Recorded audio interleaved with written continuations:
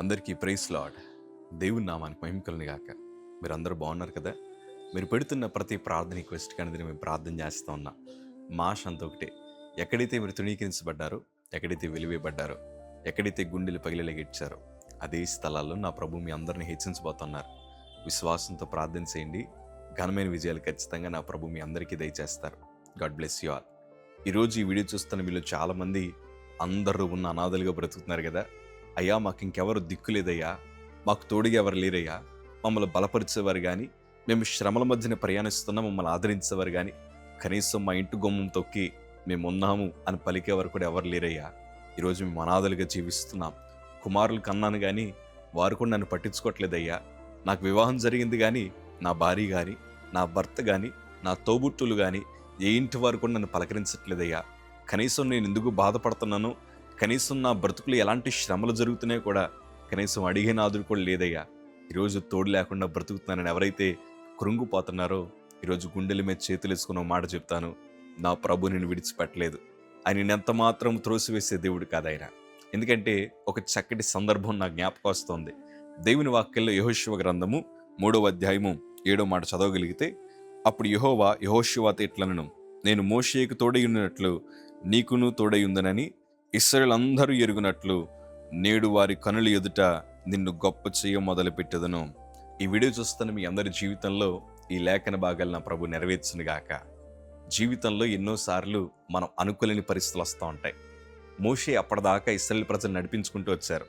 లక్షలాది మంది ప్రజలు కదా. పోనీ వారందరి మనస్తత్వాలు మంచివంటే మంచివేమీ కాదు. మోషేనే రాళ్లతో కొట్టి చంపాలనుకున్నారు.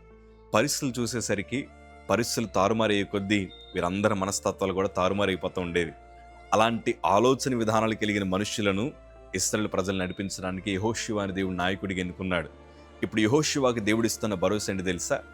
ఎవరు నీకు తోడుగా ఉన్నా లేకపోయినా, ఎవరు నీ వెనకాల నిలబడి ప్రోత్సహించకపోయినా, నేను మోషేకు తోడు ఉన్నట్లు నీకు కూడా తోడుగా ఉంటాను.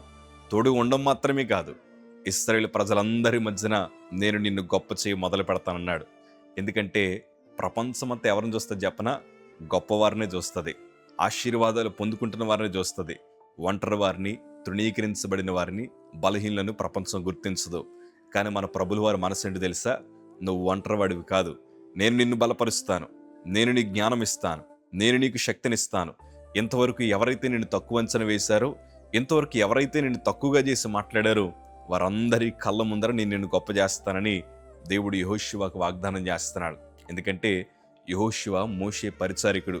ఈ పరిచర్య చేసేవాడు మమ్మల్ని నడిపించడం ఏంటి, ఈ పరిచారికుడు మా ముందర నిలబడి నాయకుడిగా అతడు పెత్తనం చలాయించడం ఏంటని కొంతమంది ఏం చేస్తారంటే రాళ్ళు వేసేవారు చాలామంది ఉంటారు.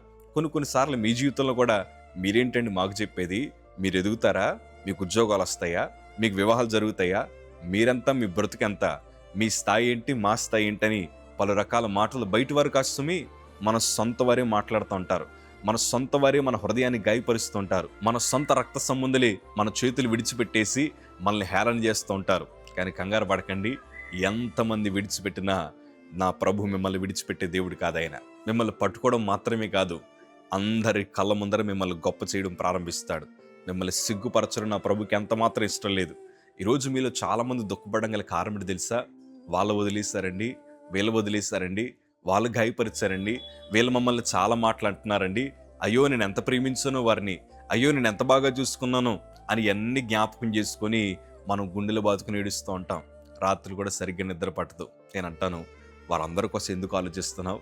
ఈరోజు నీ చేతులు పట్టుకుని నిన్ను గొప్ప చేయాలని ఆలోచన కలిగిన దేవాదేవుని పాదాలు పట్టుకుని, ప్రభా నువ్వు ఒక్కడివైనా బ్రతుకుని మార్చగలవని ప్రభు వైపు చూడగలిగితే ఎవ్వరూ ఊహించలేని స్థితిలో నా ప్రభు నేను నిలబెట్టబోతున్నాడు. ఆయన ధైర్యంగా ఉండండి, ప్రభు ఒక్కడి తోడుంటే చాలు. నేను ప్రభు పరిచయకు వచ్చిన తర్వాత కొంతమంది ఏమన్నా తెలుసా, జోషిని ఎవ్వరు వాడుకోరండి, వాడు బ్రతికైపోయింది ఇంకా, లేకపోతే మా పరిచర్య అయిపోయిందని, మా పరిచర్య విస్తరింపబడ్డని చాలామంది మా కళ్ళ ముందర అన్నారు. నా దగ్గర కూర్చొని ఎంత హేళన చేశారు తెలుసా?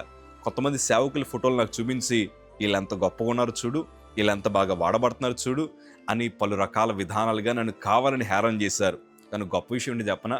వాళ్ళు నాకు ఎవరి ఫోటోలు అయితే చూపించారో, ఏ సేవకులు చూసి నువ్వు నేర్చుకోయి అన్నారో వాళ్ళందరినీ ఈరోజు నాకు దేవుడు స్నేహితులుగా మార్చేశాడు. మేమందరం కలిసి పరిచర్య చేయడానికి దేవుడు కృప చూపించాడు. అందరి మధ్యన నా ప్రభు నన్ను అవమానపరచలేదు. ఎందుకంటే ప్రభు నన్ను విడిచిపెట్టలేదు. ఆ ఒక్కటే నా ధైర్యం. కొంతమంది మా కుటుంబాలను ఏమన్నారంటే, మీరెంత మీ స్థాయి ఎంత అన్నట్లు హేళన చేశారు. కానీ ప్రభు వారందరి కళ్ళ ముందర హెచ్చించాడు. కొంతమంది ఏమన్నారంటే, మేము కానుకలు ఇవ్వకపోతే వాళ్ళ పరిచర్య ఎట్లా చేస్తారండి, మేము ఇస్తున్నాం కాబట్టే వాళ్ళ పరిచర్య చేస్తున్నారు, మేము లేకపోతే వారు బ్రతుకులు లేవని చాలామంది మమ్మల్ని మా కళ్ళ ముందర దూషించారు. మా వెనకాల లేనిపోని మాటలు మాట్లాడుతూ మమ్మల్ని బలహీనపరిచారు. కానీ గొప్ప విషయం ఏంటంటే, వారు ఎవ్వరి సహకారం లేకుండా పరిచయం ఇంకా బలముగా ముందర కొనసాగడానికి దేవుడు కృప చూపించాడు. ఎందుకంటే మనుషులు కాదయ్యా, దేవుడు మనకి చాలా ఇంపార్టెంట్. ప్రభు తోడుంటే చాలు, ప్రభు నడిపిస్తే చాలు, ఎలాంటి క్లిష్టమైన తరుణాలైనా ఈజీగా మనం దాటగలం. ఈరోజు దేవుడు మీకు తోడున్న సంగతి ఎన్నడూ మర్చిపోకండి. ఇంకా మనం బ్రతుకున్నామంటే అది దేవుడు మనకు తోడున్నాడు కాబట్టే. ఇంకా మనం కడుపు నిండా భోజనం చేస్తున్నామంటే దేవుడు తోడున్నాడు కాబట్టే. ఎంతమంది విడిచిపెట్టినా గుండెల మీద చేతులు వేసుకుని చెప్తాను, నా ప్రభు ఎన్నడూ విడిచిపెట్టే దేవుడు కాదు. అందుకే నేను రాసిన పాటలు ఇట్లా రాశాను: కాలాలు మారినా, యుగాలు మారినా, నువ్వు మారని దేవుడివయ్యా. మనుషులు మారిపోతారేమో, బంధాలు మారిపోతాయేమో, స్నేహాలు మారిపోతాయేమో, కానీ ఎవరు మారినా నువ్వు మారవు ప్రభా. అదే మా ధైర్యం. వాగ్దానం చేసిన దేవుడు నమ్మదగిన దేవుడు కదా, ఆయన మాటిచ్చి మాట తప్పే దేవుడు కాదు కదా. అదే మాటను హృదయంలో పెట్టుకుని విశ్వాసంతో మీరు ప్రార్థించగలిగితే నీ చేతులను గట్టిగా పట్టుకోవడమే కాదు, అతడు నా నామం ఎరిగినవాడు గనుక నేను అతన్ని ఘనపరుస్తానన్నాడు. యెహోషువ అని అందరి కళ్ళ ముందర దేవుడు ఘనపరుస్తూ వచ్చాడు. చక్కటి నాయకుడిగా దేవుడు తయారు చేసుకున్నాడు. కేవలం పరిచారకుడిగా మాత్రమే కాదు, ఘనమైన నాయకుడిగా దేవుడు మార్చేశాడు. నీ సంగమా, నీ స్థితిని దేవుడు మారుస్తాడు. ప్రభు తోడుంటే చాలు, పెంట కుప్పల మీద ఉండేవారిని సింహాసనం మీద కూర్చోబెట్టగలిగిన దేవుడు ఆయన. నా బ్రతుకులు ఎన్ని కార్యాలు జరిగించాడో చెప్పుకుంటూ వెళ్తే చాలా ఉంటాయి.